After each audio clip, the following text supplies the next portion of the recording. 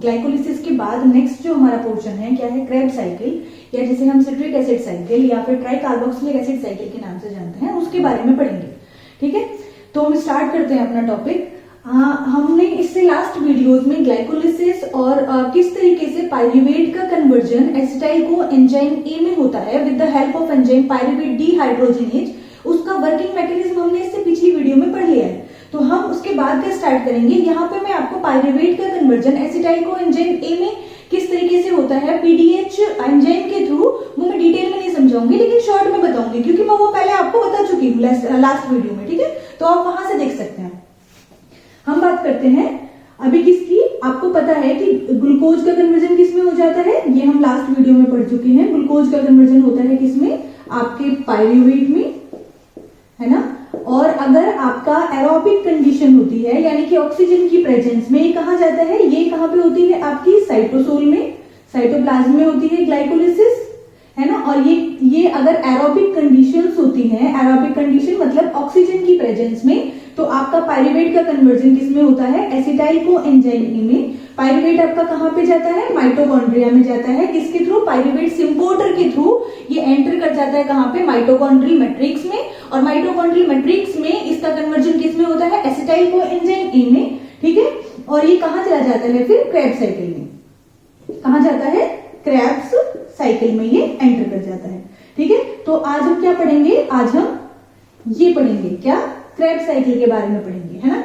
तो हमें आज क्या पढ़ना है, क्रेब्स साइकिल किस तरीके से माइटो कहां पे होती है, इसकी साइट क्या है, इसकी साइट है माइटोकॉन्ड्रियल मैट्रिक्स। कहां पे होती है ये, माइटोकॉन्ड्रिया में होती है। ठीक है, ग्लाइकोलिसिस कहां पे होती है, आपकी साइटोप्लाज्म में, और आपका क्रेब्स साइकिल कहां होती है, माइटोकॉन्ड्रिया में होती है। ठीक है, हम इसके बारे में पढ़ना स्टार्ट करते हैं। तो पहले हम सिंपल रिएक्शंस को देखेंगे कि रिएक्शंस किस तरीके से होती हैं, उसके बाद हम एनर्जी स्टेप्स, क्योंकि ये रिएक्शन किस लिए हो रही होती है, एनर्जी के लिए हो रही होती है ना, एनर्जी स्टेप्स और एंजाइम्स के बारे में बात करेंगे। ठीक है, तो हम स्टार्ट करते हैं कहां से, पाइरुवेट से, है ना। इसको मैं डिटेल में नहीं बताऊंगी यहाँ पे, क्योंकि मैं आपको ये पहले पढ़ा चुकी हूँ लास्ट वीडियो में, तो आप वहां से देख सकते हैं। पाइरुवेट का कन्वर्जन किसमें होता है, एसिटाइल को एंजाइम ए में होता है। किसकी हेल्प से होता है, एंजाइम कौन सा लगता है, पीडीएच लगता है, यानी कि पाइरुवेट डिहाइड्रोजिनेज एंजाइम लगता है। और यहां पे आपको, क्योंकि मैं पहले समझा चुकी हूं, क्या मिलता है, एक, क्योंकि ये कितने होते हैं मॉलिक्यूल, दो होते हैं, है ना, दो ही आपके क्या बनते हैं, एसिटाइल को एंजाइम ए बनते हैं। तो यहाँ पे भी 2 NAD+ का कन्वर्जन किसमें हो जाता है, आपके 2 NADH plus H plus ions में हो जाता है। और यहाँ पे क्या जुड़ता है, को एंजाइम ASH जुड़ जाता है, और क्या बन जाता है आपका, एसिटाइल को एंजाइम ए बन जाता है। ये कितने कार्बन का कंपाउंड होता है, ये होता है 3 कार्बन का कंपाउंड। और ये कितने कार्बन का कंपाउंड बनता है आपका, 2 कार्बन का कंपाउंड। और यहाँ पे क्या निकल जाते हैं, 2 मॉलिक्यूल कार्बन डाइऑक्साइड के रिलीज हो जाते हैं। ठीक है भाई, अब हम यहां से ये acetyl co enzyme A enter करता है किसमें, आपकी, जिसे आप क्रेब्स साइकिल के नाम से जानते हैं, या सिट्रिक एसिड साइकिल के नाम से जानते हैं, या ट्राई कार्बोक्सिलिक एसिड साइकिल के नाम से जानते हैं। इसमें एंटर करता है क्रेब्स साइकिल में। कैसे, जो आपका माइटोकॉन्ड्रियल मैट्रिक्स होती है, वहां पे पहले से ही कौन प्रेजेंट होता है, पहले से ही वहां पे एक कंपाउंड प्रेजेंट होता है जिसका नाम क्या होता है, ऑक्सैलो एसीटेट, या आप इसे ऑक्सैलिक एसिटिक एसिड के नाम से भी जानते हैं। ये पहले से प्रेजेंट होता है। कितने कार्बन का कंपाउंड होता है, ये 4 कार्बन का कंपाउंड होता है। ये किसके साथ में जुड़ता है आपके, ये एसिटाइल को एंजाइम के साथ में जुड़ता है, को ASH यहाँ पे रिलीज हो जाता है। और एसिटाइल किसके साथ जुड़ जाता है, आपके ऑक्सैलो एसीटेट के साथ जुड़ जाता है, और क्या बनाता है आपका, सिट्रेट बनाता है। क्या बनाता है, सिट्रेट या फिर सिट्रिक एसिड। इसे आप सिट्रेट भी बोलते हैं, या फिर क्या बोलते हैं, आप इसको सिट्रिक एसिड बोलते हैं। और इसी के नाम पे इस साइकिल को, क्योंकि इसका जो फर्स्ट स्टेबल कंपाउंड होता है वो कौन बनता है, सिट्रेट बनता है, इसलिए आप इसको सिट्रिक एसिड साइकिल के नाम से भी जानते हैं। और ये जो सिट्रेट होता है, इसमें 3 कार्बोक्सिलिक ग्रुप प्रेजेंट होते हैं, इसलिए आप इसको ट्राई कार्बोक्सिलिक एसिड साइकिल के नाम से भी जानते हैं। ठीक है, अब ये जो सिट्रेट होता है, इस सिट्रेट का कन्वर्जन किसमें होता है, पहले हम सिंपल रिएक्शन लिख रहे हैं, उसके बाद हम इनके बारे में पता करेंगे। ठीक है, सिस एकोनिटेट में कन्वर्जन होता है। और सिस एकोनिटेट से क्या बनता है आपका, आइसोसिट्रेट। क्या बनता है, आइसोसिट्रेट बनता है।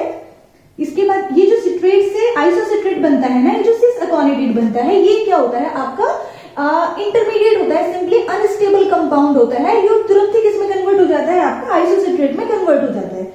यहाँ पे सिंपली क्या होता है, एक वाटर मॉलिक्यूल का रिमूवल होता है और यहाँ पे सिंपल उसी वाटर मॉलिक्यूल का एडिशन होता है। ठीक है, आइसोसिट्रेट से क्या बनता है आपका, आइसोसिट्रेट से बनता है आपका अल्फा कीटो ग्लूट्रेट, अल्फा कीटो ग्लूट्रेट से बनता है आपका सक्सिनाइल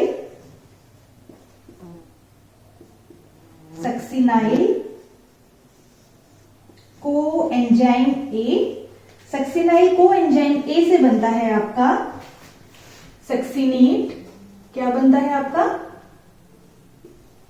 सक्सिनेट, सक्सिनेट से बनता है आपका फ्यूमरेट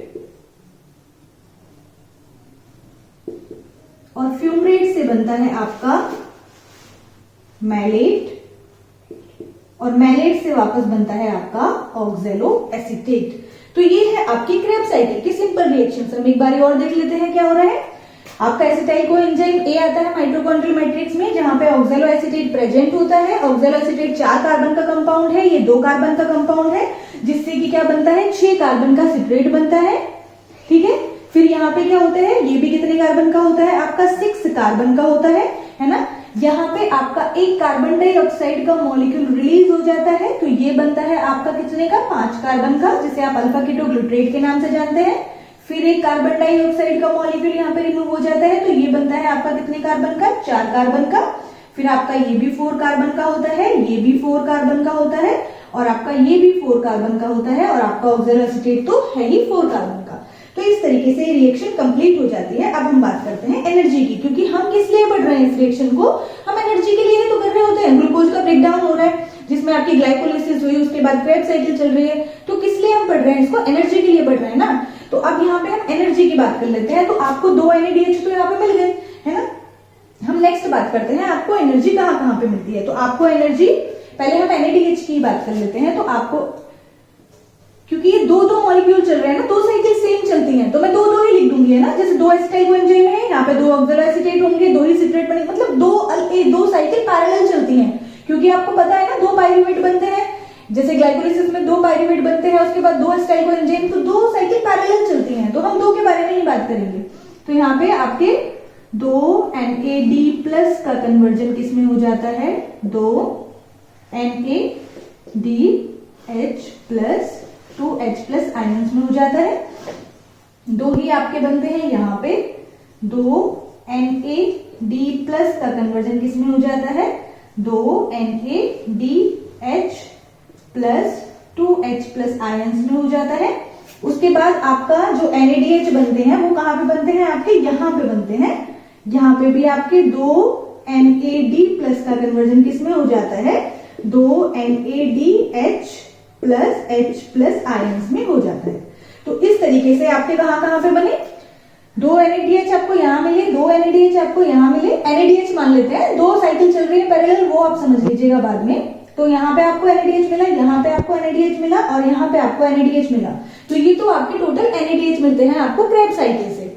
अब हम बात करते हैं किसकी, इसके अलावा आपको मिलता है कौन, GTP, है ना। तो यहाँ पे GDP + 2PI का कन्वर्जन हो जाता है 2 GTP में, ठीक है। और यहां पे मिलता है आपको कौन, FAD+ का कन्वर्जन किस में हो जाता है, 2 FADH2 में हो जाता है, ठीक है। तो इस तरीके से आपको क्या मिल जाते हैं, आपके जितनी एनर्जी इससे मिल सकती है हमने सबके बारे में बात कर ली। 2 NADH मिले आपको, यहाँ पे 2 NADH मिले, यहाँ पे 2 GTP मिले, यहाँ पे 2 FADH2 मिले, है ना। और यहाँ पे आपको क्या मिल गया, आपका 2 NADH आपको यहाँ पे मिल गया। तो इस तरीके से आपकी रिएक्शन कंप्लीट हो जाती है। अब हम बात कर लेते हैं सबसे इंपॉर्टेंट, क्योंकि आपको पता है जितनी भी आपकी मेटाबॉलिक रिएक्शंस हैं वो सारी ही बिना आपके एंजाइम्स के कंप्लीट नहीं हो सकती है ना। तो अब हम किसकी बात कर लेते हैं, एंजाइम्स की बात कर लेते हैं। मैंने आपको पहले एक तरीका बताया था एंजाइम्स को लर्न करने का, इससे पहले वीडियो में। हम दोबारा बात कर लेते हैं। जहां पे भी डिहाइड्रोजनेशन रिएक्शन हो रही होती है वहां पे आप डिहाइड्रोजनेज लगा देते हैं। जैसे जहां पे भी आपका NADH बन रहा है, FADH2 बन रहा है या NADH बन रहा है, यहाँ पे क्या हो रहा है, डिहाइड्रोजनेशन रिएक्शंस हो रही है, मतलब हाइड्रोजन आयंस का रिमूवल हो रहा है। तो कौन एक्सेप्ट कर लेते हैं होंगे, NAD+, FAD+, ये एक्सेप्ट कर लेते हैं। तो जहां पे भी डिहाइड्रोजनेशन रिएक्शंस हो रही होती है वहां पे आप क्या लगा देते हैं, डिहाइड्रोजनेज लगा देते हैं। तो ये क्या होगा आपका, यहाँ पे सब्सट्रेट का नाम लगाओ पहले, आइसोसिट्रेट डिहाइड्रोजनेज,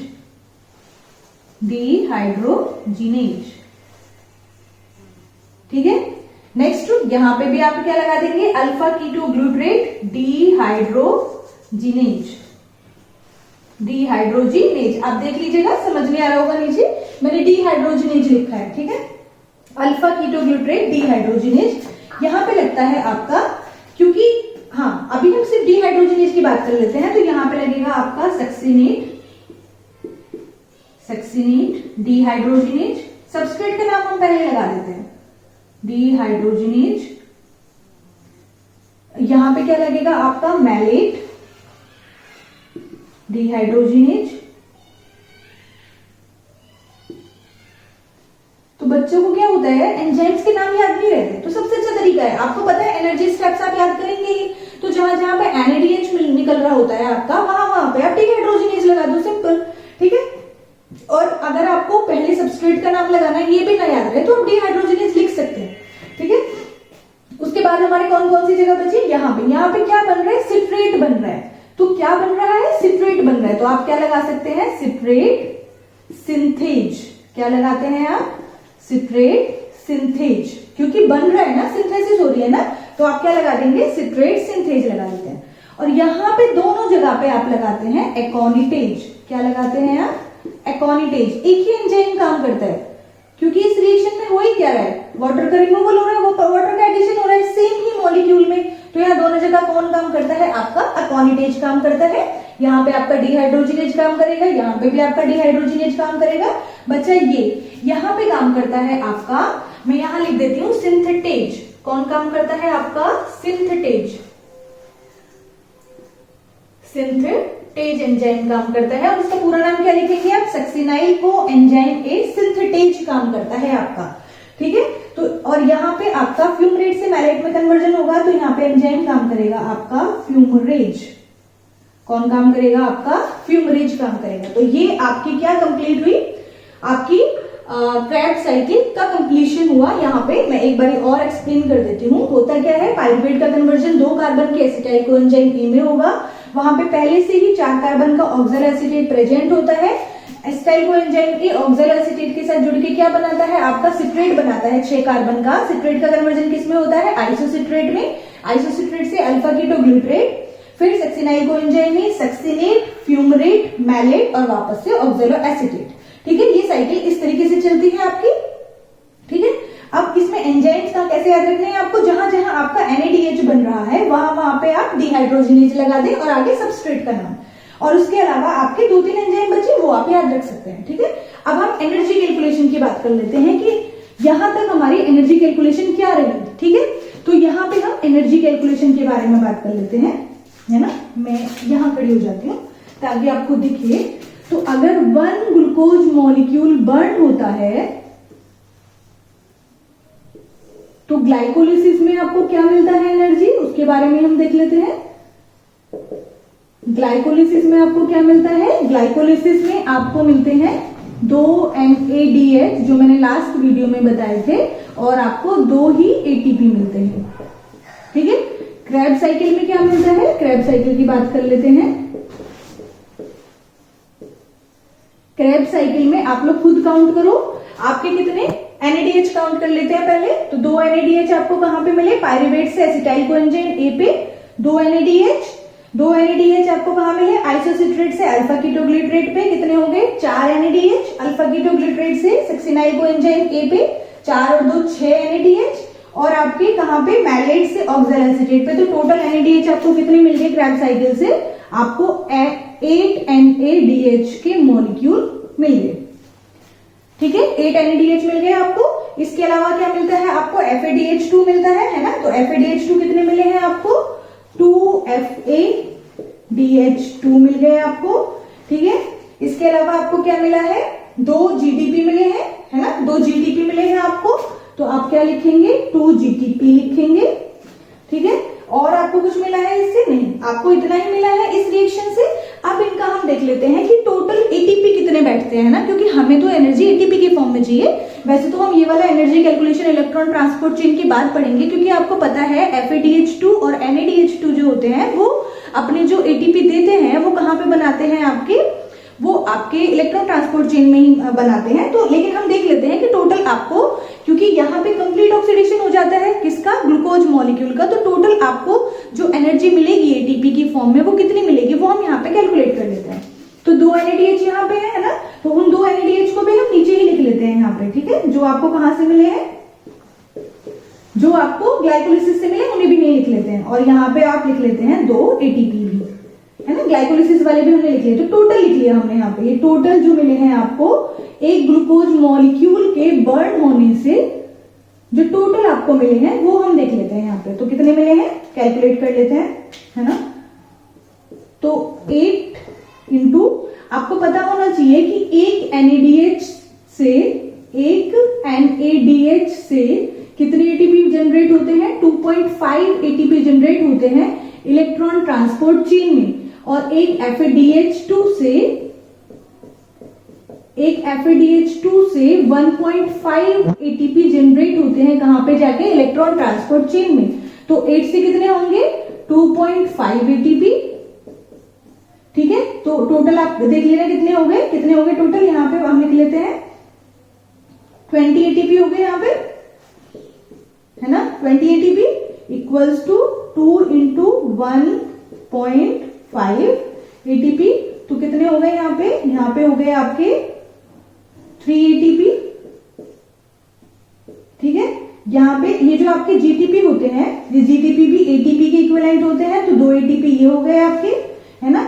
यहाँ पे आपका 2 NADH से कितने मिलेंगे, 2 इंटू 2.5 यानी कि कितने हो गए 5 ATP आपको यहाँ पे मिल गए, है ना। और यहाँ पे आपके 2 ATP। तो टोटल जो ATP मिलेंगे वो आप यहाँ पे कैलकुलेट कर लीजिए, कितने हो गए 20, 23, 25, 30 और 32 ATP आपके यहाँ पे मिल गए। किससे, तो टोटल एनर्जी जो 1 ग्लूकोज मॉलिक्यूल के बर्न होने से आपको मिली वो कितनी मिली है आपकी, 32 ATPs आपको यहाँ पे मिले हैं। तो ये इस तरीके से आपका 1 ग्लूकोज मॉलिक्यूल किस तरीके से बर्न हुए, वो आपका ग्लाइकोलिसिस, उसमें मैंने पायरूवेट और एसिटाइल कोएंजाइम में कन्वर्जन भी आपको समझाया डिटेल में वर्किंग मैकेनिज्म के साथ में, और क्रेब्स साइकिल भी।